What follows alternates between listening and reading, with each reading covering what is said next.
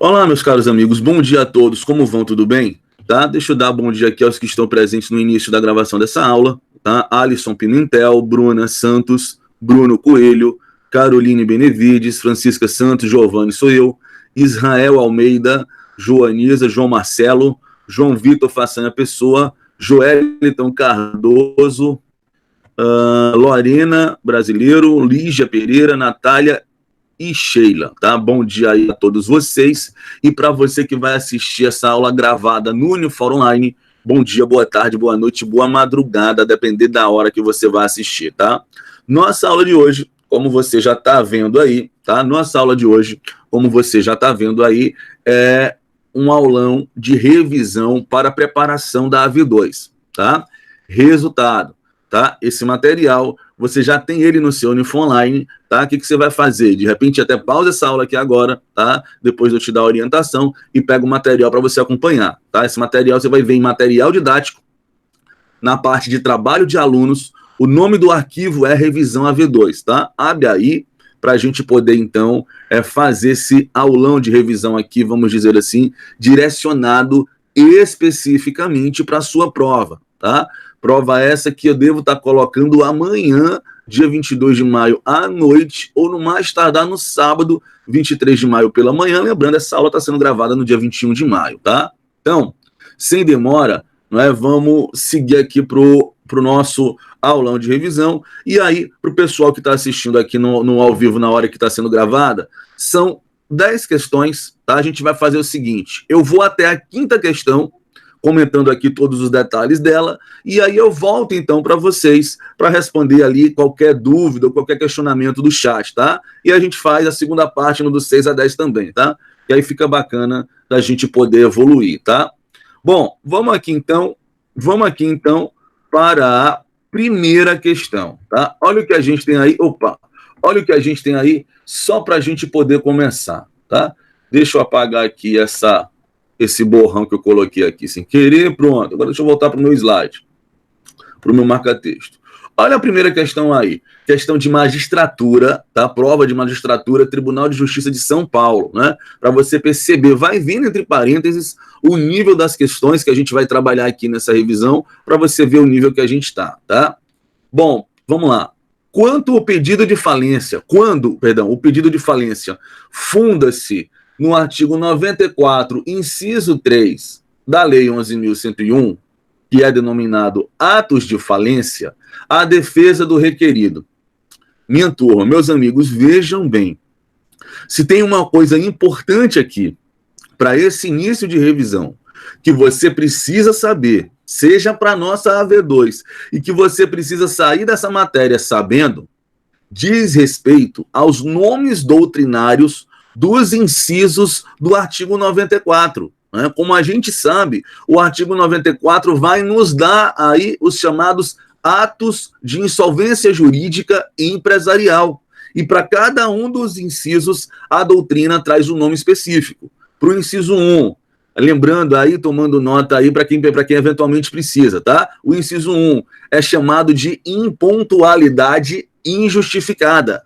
O inciso 2 é chamado de execução frustrada.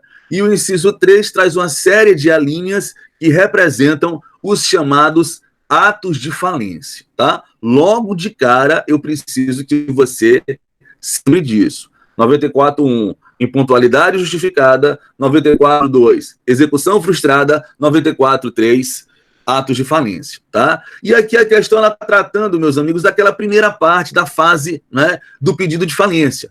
O que a gente viu, né? O que a gente viu? Se o pedido de falência for feito pelo credor, o devedor ele vai ter regra geral como matéria de defesa o quê? 3 coisas que ele pode fazer de maneira alternada ou conjugada, sempre a depender do caso concreto. Quais são as 3 coisas? Primeira delas, apresentar contestação. Segunda, realizar o depósito elisivo com o objetivo de evitar a decretação da falência. E terceiro, apresentar o pedido de recuperação judicial. É sobre isso que a questão está tratando aí. Ó. Voltemos a ela. Né? A defesa do requerido. Denomina-se embargos? Não. Item A já está falso. Né? O nome da defesa é contestação. tá? Pelo mesmo motivo, o item B também está equivocado, né? Não é embargos, mas sim contestação. Então não precisa perder tempo mais, já sabe, né? Letra C, denomina-se contestação, deve ser apresentada em 15 dias, existindo a possibilidade de elisão. Falso, meus amigos, duplamente falso. Primeiro porque o prazo de contestação é de 10 dias, tá? O prazo de contestação é de 10 dias e, veja, né, o depósito elisivo, ele é o depósito no valor do pedido que está fundamentando, né, no valor do crédito que está fundamentando o pedido de falência. Nos atos de falência, meus amigos, você vai pedir a falência por alguém no valor de zero, né, independentemente de inadimplência. Então, a lei deixa clara para nós que não cabe a realização do depósito elisivo, tá? Não cabe a realização do depósito elisivo no caso dos atos de falência, do que resulta aí o quê? Letra D de dado é o item a ser marcado nessa primeira questão, tá? Mas o principal, até porque a gente vai voltar em outras questões sobre isso, o principal dessa primeira questão é você se lembrar dos atos de insolvência jurídica e empresarial, a impontualidade justificada do inciso 1, a execução frustrada do inciso 2 e os atos de falência do inciso 3, lembrando da sistemática processual do pedido de falência, tá? Segunda questão, olha só, as condutas relacionadas nas alternativas a seguir, quando realizadas pelo devedor, podem ser consideradas atos de falência, à exceção de uma, a sinalia. Ou seja, meus amigos, agora a gente está à prova da magistratura aí do Pará em 2009. Tudo que aparece aí nessa questão, todas as alternativas, menos uma, vai ser considerada ato de falência. Se você olhar comigo como a gente vai ver, a gente vai perceber o quê? A gente vai perceber que todos os atos aí descritos podem levar o devedor até a sua falência decretada, mas nem todos esses atos serão considerados atos de falência, porque, lembrando, ato de falência é apenas aquilo que aparece no inciso 3 do artigo 94. O inciso 2 trata de execução frustrada e o inciso 1 trata da impontualidade injustificada. Vamos ver, então, os itens para a gente tentar identificar aquilo que não é ato de falência? Olha aqui comigo, então. Letra A. Deixar de pagar no vencimento obrigação líquida materializada em título ou títulos executivos protestados. Meus amigos, percebam uma coisa e respondam aqui para mim no chat, tá? Isso pode ou não pode vir a levar um devedor empresário à falência? O fato dele deixar de pagar no vencimento obrigação materializada em título executivo protestado? Pode, né? Bruno já falou aqui para mim, pode. Eu preciso me atentar para quê? Para que a sua obrigação seja de 40 salários mínimos e o protesto seja o protesto especial para fins alimentares. Mas esse ato aí do item A é um ato de falência? Resposta, não, não é. Esse ato aí do item A é uma impontualidade injustificada. Então, perceba, meus caros amigos, tá? Perceba que nem sempre aquilo que pode se levar um empresário à falência vai ser chamado de ato de falência. É a insolvência jurídica empresarial que pode ser demonstrada numa das três modalidades. A impontualidade injustificada do inciso 1, a execução frustrada do inciso 2 ou os atos de falência do inciso 3. Se você pegar aí a sua lei, você vai ver que todos os outros itens aqui são atos previstos no inciso 3, são atos de falência, portanto, tá? Segunda questão, letra A. É o gabarito dela, aí você precisaria, uma vez mais, fazer uso do artigo 94 aqui. Vamos à terceira agora. Terceira. Não se sujeita à falência. Outra prova de magistratura, Tribunal de Justiça de Minas Gerais, 2007, tá? Olha a questão e olha o nível das nossas aulas, olha o nível do nosso papo aqui de toda terça e quinta, hein? Fique esperto com isso, tá? Repara, nas alternativas aí, nós temos, né, 3 alternativas que vão descrever para nós pessoas que se enquadram na noção de empresário. Isso por quê? Se você pegar o artigo 1º da Lei 11.101, a lei é clara no dizer que essa lei regulamenta a falência, a recuperação judicial e a recuperação extrajudicial de empresário. Ou seja, cara, falência é coisa de empresário, falência é coisa para empresário, seja ele o empresário individual, a sociedade empresária ou a EIRELI, a empresa individual de responsabilidade limitada, tá? Nesse ponto aqui, é bom eu trazer para você uma novidade, vamos dizer assim, em relação à temática, né? Por quê?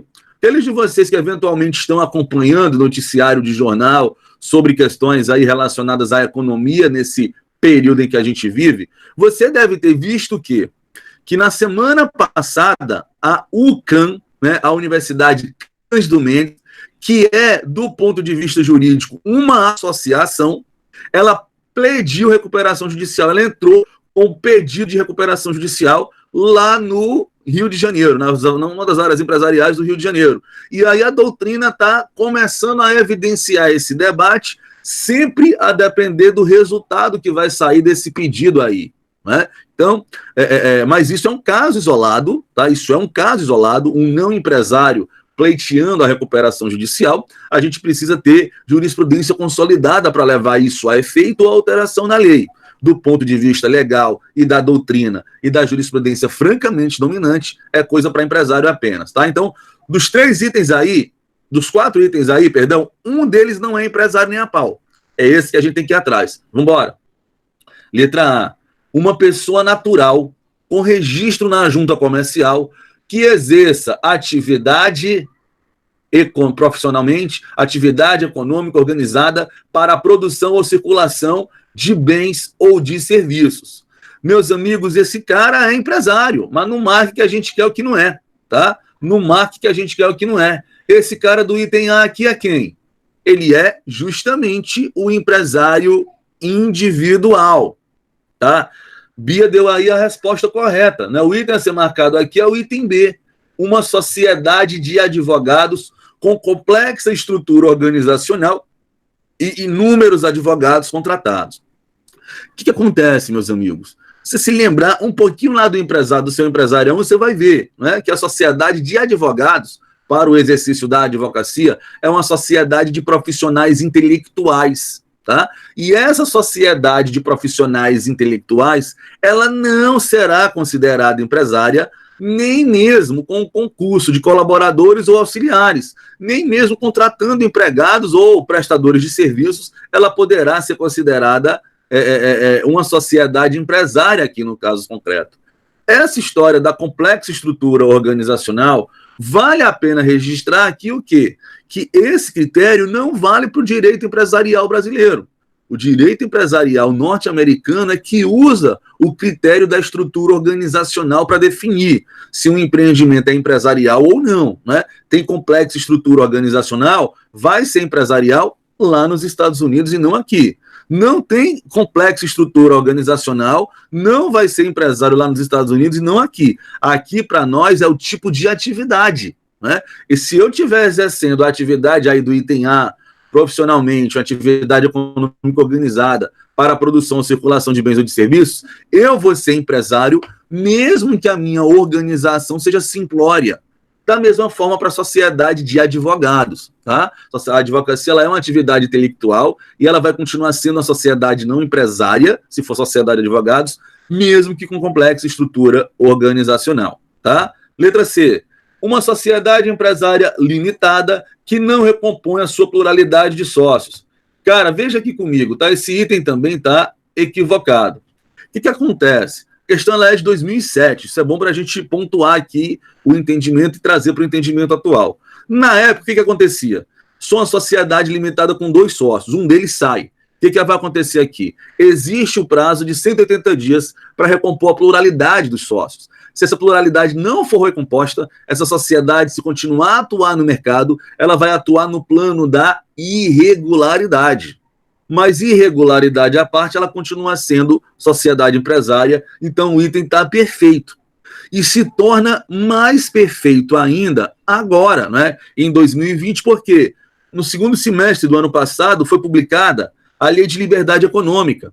E essa lei, a Lei de Liberdade Econômica, ela trouxe a possibilidade de a sociedade limitada passar a funcionar de maneira unipessoal, de modo que agora, tendo 2 sócios e ficando um só, é possível que esse sócio passe a conduzir aquela sociedade em formato unipessoal sem problema. Como é empresário, vai sujeitar à falência, a gente não quer isso, tá? E letra D, uma sociedade anônima, que tenha por objeto o exercício de atividade intelectual de natureza científica, também não, tá? Lembre lá do seu empresarial 1.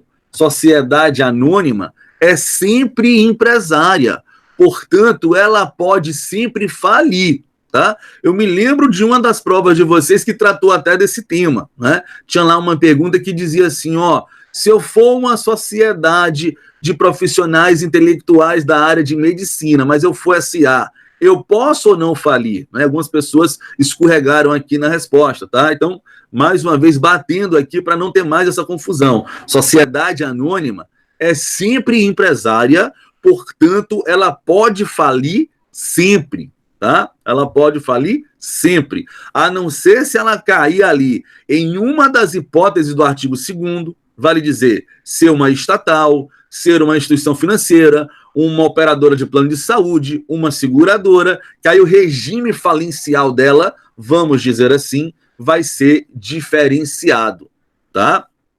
Bom, terceira questão, portanto, tá aí, letra B de Ibope. Vamos para a quarta. É legitimado para requerer a falência do devedor, prova da OAB de São Paulo, na época que o exame de ordem ainda era estadualizado. Meus amigos, legitimidade para requerer a falência, você vai ver aonde? Os legitimados, eles aparecem no artigo 97 da Lei 11.101. Nós temos ali um rol de 4 incisos, tá?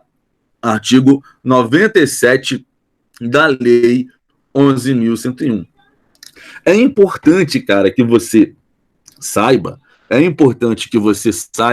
que esse rol do artigo 97, ele é considerado pela doutrina esmagadora dominante, tá? Pela doutrina dominante, tá? Como sendo aí um rol taxativo. Ou seja, se você não tiver no rol do artigo 97 e você apresentar no judiciário um pedido de falência, cara, o seu pedido de falência vai ser extinto sem resolução de mérito por falta de legitimidade, tá? O rol do artigo 97, mais uma vez, ele é taxativo, tá? Vamos embora ver qual é o item correto. Letra A. O cotista ou acionista do devedor na forma da lei ou do ato constitutivo. É logo esse, né? De acordo aí com o inciso 3 do artigo 97, tá? Vamos ver então agora os erros aí das outras alternativas. Letra B. A fazenda pública pelos débitos tributários vencidos e não pagos. Meus caros, de uma vez por todas, tá? Até porque isso também apareceu de tabela em uma das provas, eu acho que foi essa na turma da noite, tá?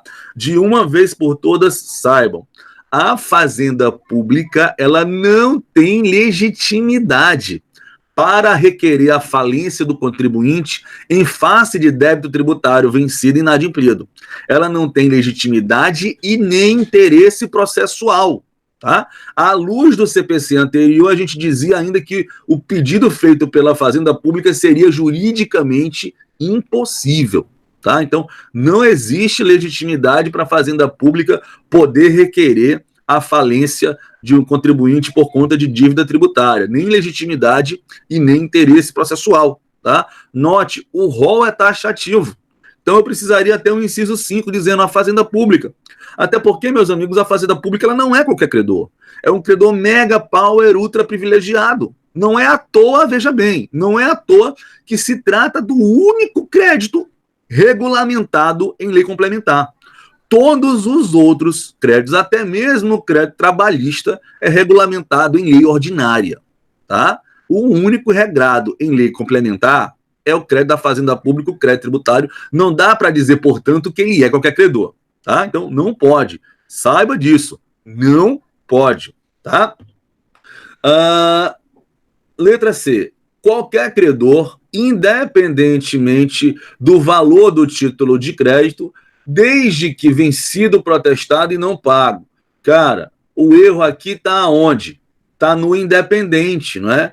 O credor, para requerer a falência de um título de crédito vencido, protestado e não pago, é preciso que esse título de crédito tenha mais de 40 salários mínimos. Tá? Olha lá o artigo 94, inciso 1. Tá? E letra D.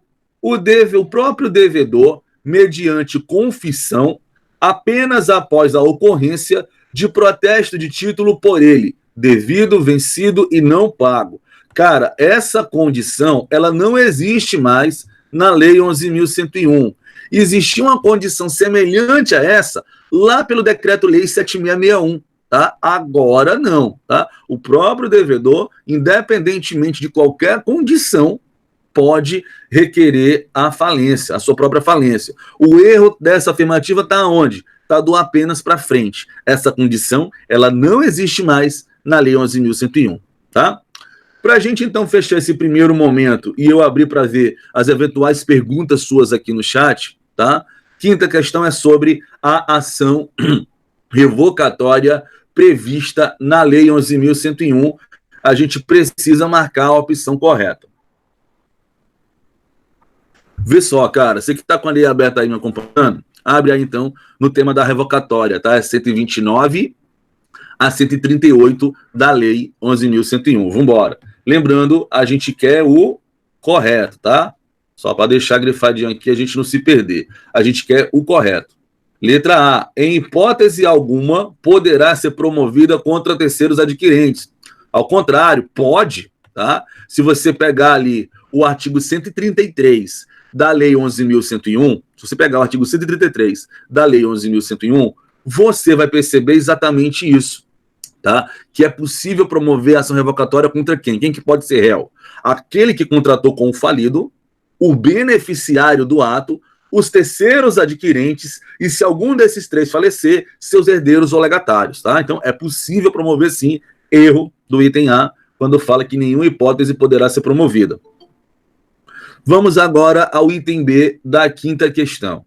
Ela pode ser proposta no prazo de até 2 anos, contados da decretação da falência, sacanagem, tá? O erro da alternativa aqui está no prazo. O prazo, na verdade, é de 3 anos, conforme você pode constatar ao examinar o artigo 132 da lei, tá?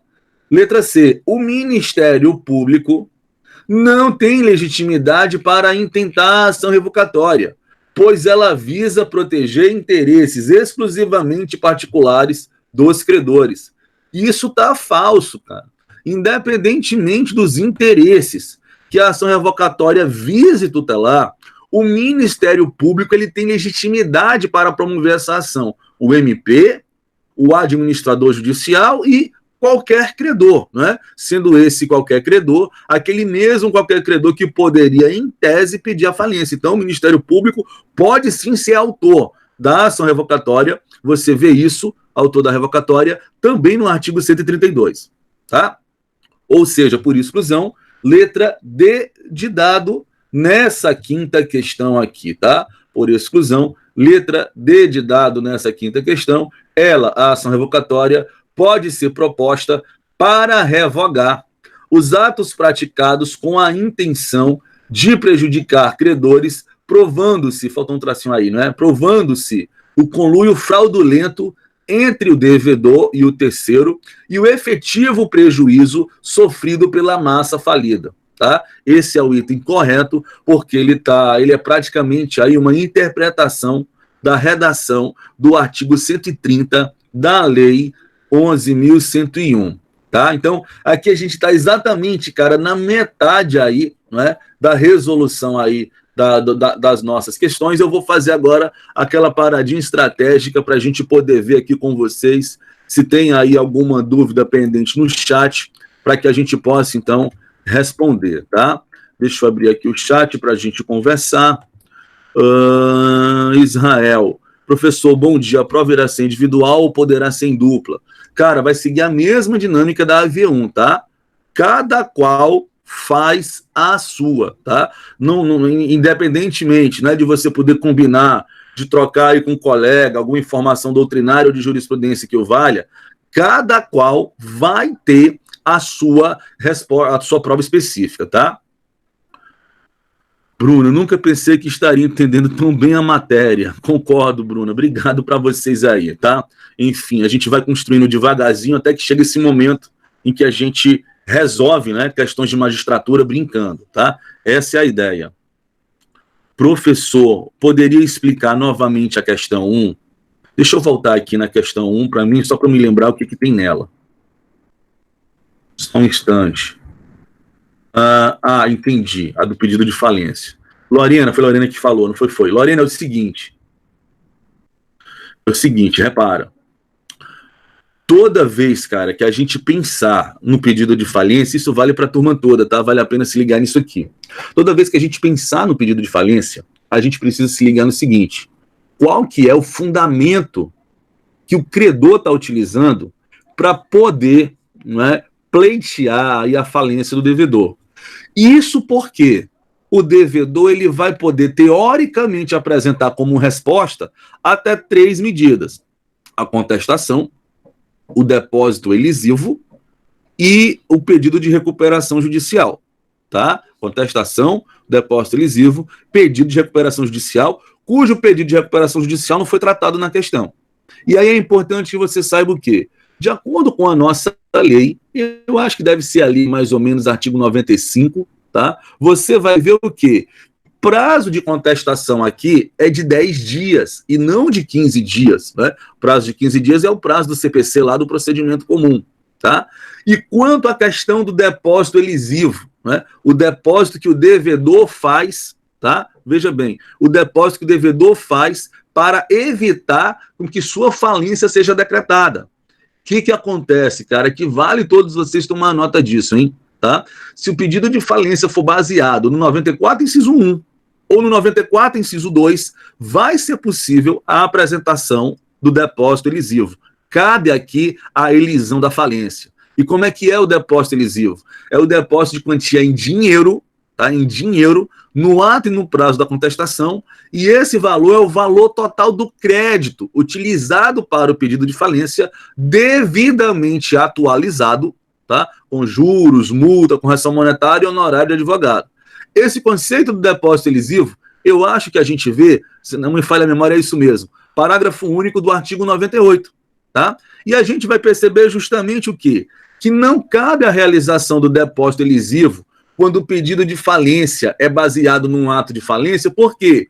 Porque num ato de falência, o pedido de falência está fundamentado em 0 dívida, e 0 atualizado dá 0. Então, sensível a isso, tá? Sensível a isso, o legislador, ele estabelece que não cabe, ele já deixa claro, né, que não cabe o depósito elisivo para a hipótese do pedido de falência no inciso 3, só sendo possível no inciso 2 e no inciso 1.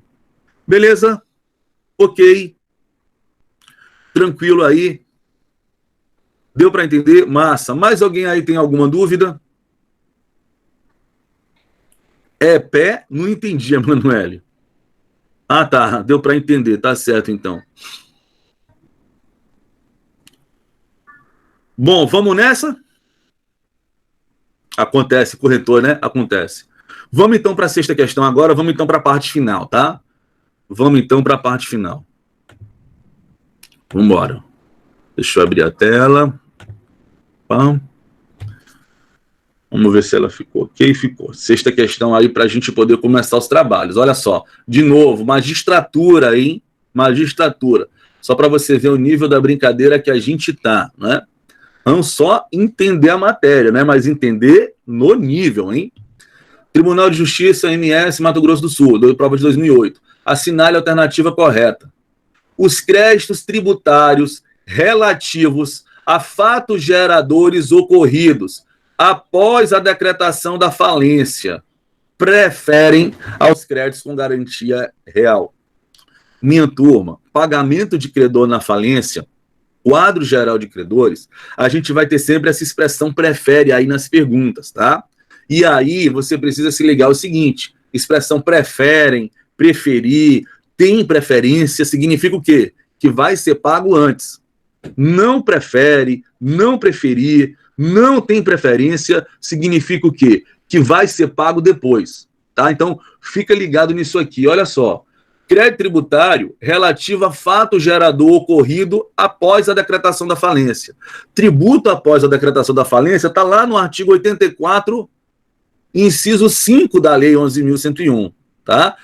E preferem aos créditos com garantia real. Crédito com garantia real aparece no artigo 83, inciso 2. Como a gente viu, entre o artigo 84 e o artigo 83, a gente paga primeiro o 84 para depois pagar o 83, tá? Dentro dos artigos, você vai seguindo inciso por inciso. Mas entre os artigos, paga primeiro o 84, que é o crédito extraconcursal, para depois pagar o 83, que é o crédito concursal. Portanto, meus amigos, de fato, a questão a ser marcada aqui, a alternativa a ser marcada aqui é o item A. De fato, o crédito tributário relativo a fato gerador ocorrido após a decretação da falência preferem aos créditos com garantia real. Os tributos com fato gerador anteriores não preferem, só preferem os após, né? Porque os tributos com fatos geradores anteriores são concursais, estão lá no 83, inciso 3. E aí o garantia real está no 2, né? Paga o 2 primeiro, tá? Mas os tributos após a falência são extraconcursais do 84, paga o 84 primeiro para depois pagar o 83. Vamos ver o erro das outras? Letra B. O crédito acidentário prefere ao crédito com garantia real até o limite de 150 salários mínimos. É errado, turma. Veja que o limite de 150 salários mínimos, ele é específico para o crédito trabalhista relacionado aí ao falido, para o crédito trabalhista anterior à decretação da falência. O crédito que aparece no 83, inciso 1, tá? Isso só para crédito trabalhista. Acidente de trabalho prefere sem limite. É pago antes sem limite em relação à garantia real que está no inciso 2, tá? Por isso, o erro desse item B. Vamos ao C. Os créditos trabalhistas devidos após a decretação da falência, em razão da continuação do negócio do falido, devem ser pagos com observância do limite de 150 salários mínimos. Baita pegadinha essa aqui, mas vocês também não podem cair, tá? O que é pago com limite, né? O que é pago com limite é o trabalhista antes da decretação da falência, o trabalhista concursal do artigo 83, inciso 1. O trabalhista extraconcursal, após a decretação da falência, recebe sem limite, né, de preferência lá no 84, inciso 1, tá? Fique esperto com isso. Letra D.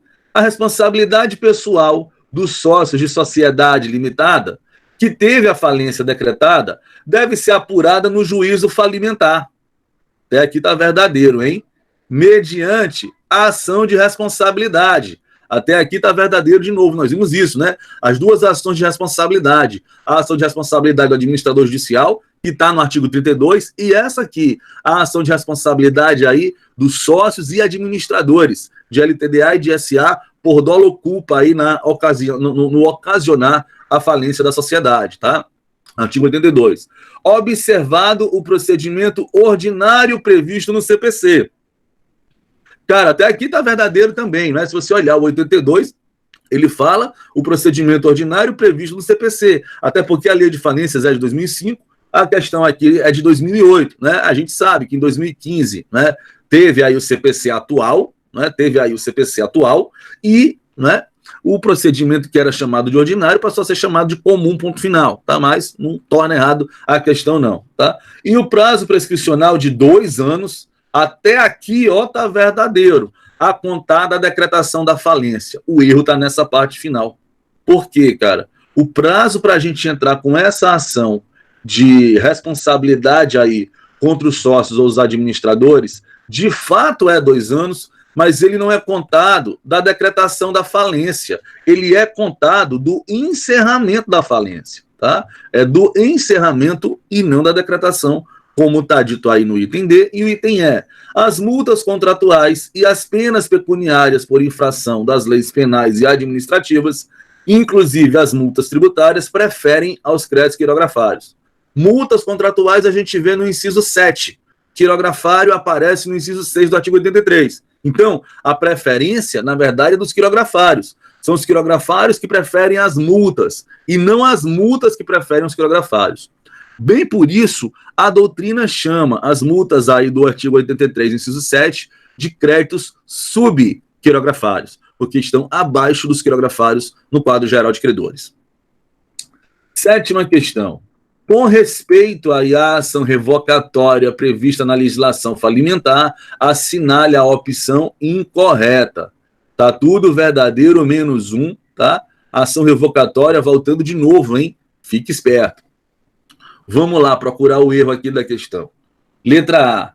A ação revocatória ocorrerá perante o juízo da falência e obedecerá ao rito ordinário previsto no CPC. Isso tá verdadeirão, tá? Não marca que a gente quer o incorreto, né? Acho que isso você deve ver no artigo 135 da Lei 11.101, tá? Letra B. A ação revocatória pode ser promovida contra todos os que figuraram no ato ou que, por efeito dele, foram garantidos ou beneficiados. Verdadeirão. A legitimidade passiva da ação revocatória você vê no artigo 133 da lei, tá? Verdadeiro.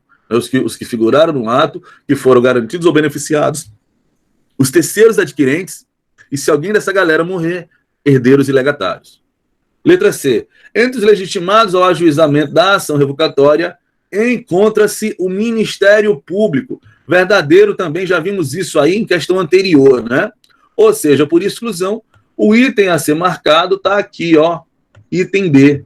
Na sistemática da revocatória, consideram-se inexistentes os atos praticados com a intenção de prejudicar credores, desde que se prove o conluio fraudulento entre o devedor falido e o terceiro que com ele contratar.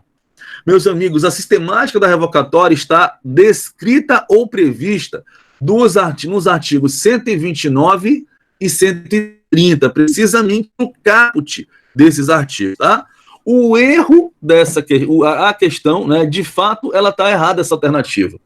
E aí, né, aproveitando o ensejo que vocês estão acompanhando a aula, estou aqui agora de olho no chat, diz aí para mim, onde que você acha que está o erro dessa frase e como é que a gente consertaria, tá? Cortou? Qual item D? Estão me ouvindo aí?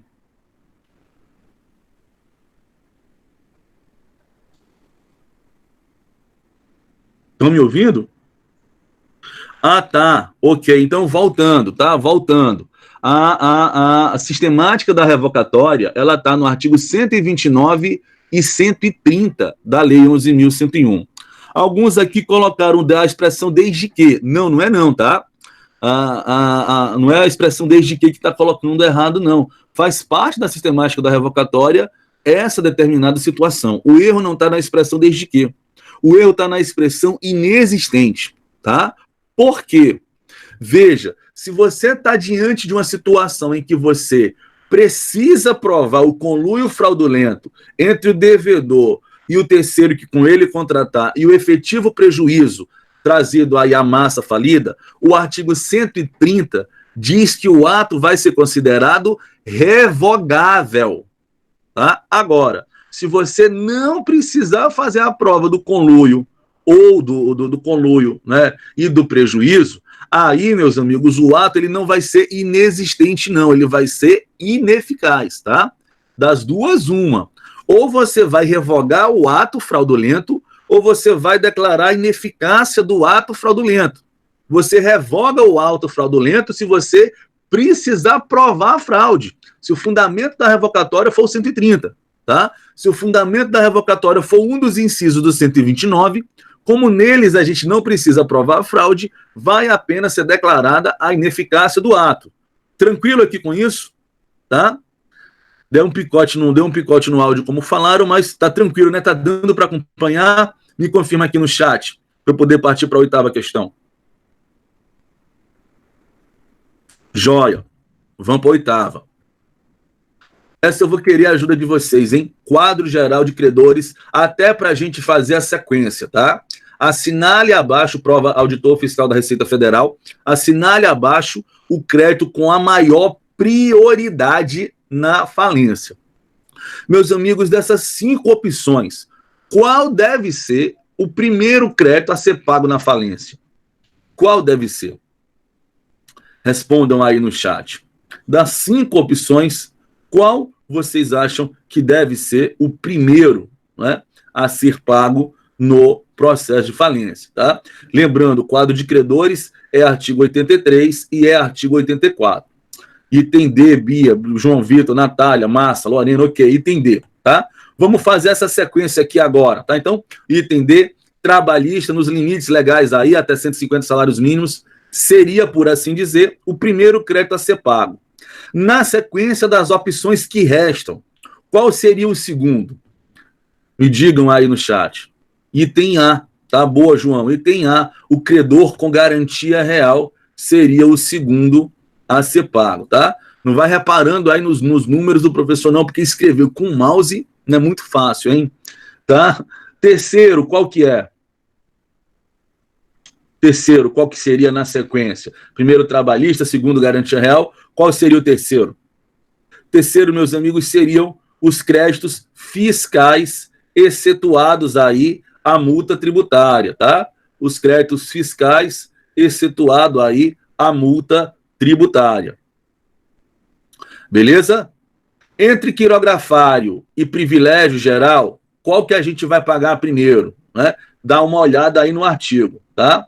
O que aparece primeiro, né, é o que a gente paga. Isso, Bia, valeu, Sheila, de fato, é o privilégio geral, tá? Lembrando, hein, que se na questão tivesse privilégio especial, o privilégio especial é pago antes do privilégio geral. Na sequência, a gente vai ter, então, o quê? Créditos quirografários, né? Créditos quirografários, no inciso 6, e as multas tributárias que aparecem no inciso 7, que foram excetuadas aí, tá? Então, essa seria a sequência. Primeiro o trabalhista, depois a garantia real, depois fiscais, privilégio geral, quirografários e multas, tá? Show de bola, tá? Importante, cara, na prática aí, essa história desse artigo 84 e do artigo 83, para você entender a dinâmica de pagamentos no processo de falência. Nona questão. Olha só, um casinho concreto para a gente refletir. Repara. Jacinto Almenara Eireli teve um bem de sua propriedade arrecadado pelo administrador judicial na falência de Rubim e Divisa Limitada, mas foi informado que o referido bem já tinha sido alienado pela massa. Ciente dessa circunstância, o advogado da Eireli se liga aqui no caso concreto, cara. Se liga aqui no caso concreto. Você está diante aqui, imagina, você é advogado do Jacinto Almenara Eireli, e ele chega para você com esse caso. Teve um bem da propriedade dele arrecadado para o processo de falência de terceiro. Não foi o Jacinto Almenara Eireli que faliu, foi a Rubim e Divisa Limitada. O bem era de Jacinto, mas foi arrecadado na falência de Rubim e Divisa. O que cabe fazer? Vamos para os itens? Repara. Letra A, não poderá pleitear a restituição do bem, nem receber o preço de venda, em razão de já ter sido alienado pela massa. Ao contrário, né? O caminho correto aqui para Jacinto Almenara é justamente promover a ação de restituição, né? Pedindo aí a conversão da restituição do bem em dinheiro pelo valor recebido aí pela alienação da massa falida, conforme faculta o artigo 86, inciso 1, tá? Não é pelo fato do bem ter sido vendido que o titular do bem não vai poder mais pleitear a ação de restituição. Ainda vai ser possível, ele converte em dinheiro. Letra B, deverá habilitar o crédito no processo de falência com a classificação de quirografário diante da impossibilidade de sua restituição in natura. Não. Mais uma vez, não. Não é porque não dá para restituir o bem in natura que não vai caber restituição. Cabe. Ele entra com a ação de restituição, e ele recebe o valor em dinheiro fora do quadro de credores, né, o que é absolutamente relevante para ele, já que a questão não fala que ele seria um credor, ele apenas tem um bem de sua propriedade arrecadado na falência de terceiro. Letra C. Poderá pleitear a restituição em dinheiro, recebendo o preço obtido com a venda do bem arrecadado devidamente atualizado. Letra C de caveira, portanto, é o item a ser marcado aqui, tá? E letra D, deverá ajuizar ação revocatória para obter indenização da massa falida pela venda ilegal do bem arrecadado que deveria lhe ter sido restituído. Não, meus amigos. A ação revocatória, tá? A ação revocatória não se presta, veja bem, a ação revocatória não se presta para obter indenização da massa falida. A ação revocatória, a gente pode entender como sendo a ação pauliana falimentar. Vale dizer, é a ação que a gente vai utilizar justamente para quê? Para comprovar processualmente, vamos dizer assim, uma ocorrência de uma fraude contra credores dentro do processo de falência, tá? Então, completamente falso. Alguém perguntou aqui qual era o artigo da 9. Cara, você vai fazer uso aí para fechar a questão no item C, do artigo 85 caput e do artigo 86, inciso 1, tá? Então é isso, nona questão, letra C de caveira. E a 10ª e última questão, mais uma questãozinha aí sobre classificação de créditos na falência, que a gente precisa ficar ligado. Vamos lá, sexto exame de ordem essa. A respeito da classificação dos créditos na falência, é correto afirmar que, letra A, os créditos com privilégio geral têm preferência sobre os tributários. Lembre, ter preferência significa pago primeiro. Olha onde é que aparece crédito de privilégio geral. Inciso 5 do 83. Olha onde é que aparece tributário. Inciso 3 do 83. Qual que é pago primeiro aqui? É pago primeiro o tributário. Então, é o tributário que tem preferência, né, sobre o privilégio geral e não como está aí no item. Item, portanto, falso, tá? Já que o privilégio geral aparece no inciso 5 e o tributário aparece no inciso 3 do artigo 83. Tributário, portanto, é pago primeiro, ele tem preferência. Letra B. Os créditos quirografários têm preferência sobre os créditos com privilégio especial. Quirografário está no inciso 6, privilégio especial está no inciso 4. A preferência, portanto, é do privilégio especial. É o privilégio especial que é pago primeiro, tá? É o privilégio especial que é pago primeiro aí em relação aos quirografários, tornando, portanto, o item B equivocado, tá? Vamos lá. Item C. Os créditos com privilégio especial, inciso 4, têm preferência sobre os créditos tributários, inciso 3. Na verdade, é o tributário que tem preferência, porque é ele que é pago primeiro. Falso, portanto, esse último item, tá? Ou seja, por exclusão, item D de dado é a resposta que a gente tem que marcar aqui. Os créditos quirografários têm preferência sobre os subordinados. Quirografário está no inciso 6, subordinados está no inciso 8, de fato. Quirografário recebe primeiro. E eu quero pegar, cara, a deixa dessa questão aqui para deixar uma observação importante para você, que muita gente boa se embanana. Aí, inclusive, até na prática, no caso concreto, é muito comum você ver essa informação, que é uma informação equivocada. Qual? A informação que vai dizer que o crédito trabalhista é o primeiro a ser pago e o crédito quirografário é o último. Essa informação, cara, ela está completamente equivocada, tá? Veja, o crédito trabalhista, ele não é o primeiro, ele no máximo você vai poder dizer que é o primeiro dos concursais, mas antes de pagar crédito concursal, a gente tem que pagar os extraconcursais também, tá?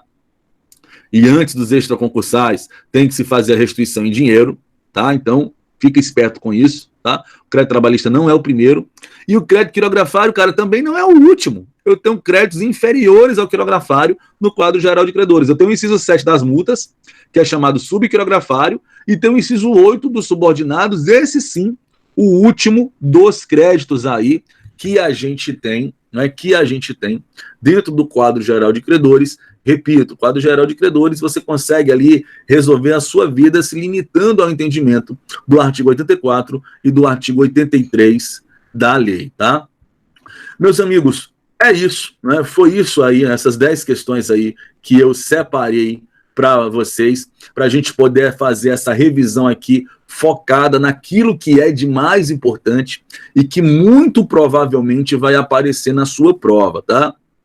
Que eu devo estar colocando no Unifam Online ou amanhã, período da noite, ou no mais tardar no sábado de manhã, e você vai ter até o dia 29 para baixar, responder e me mandar de volta, lembrando que para cada resposta você precisa trazer ou um fundamento de doutrina ou um fundamento de jurisprudência para validar a questão na mesma sistemática que a gente fez para a AV1, tá?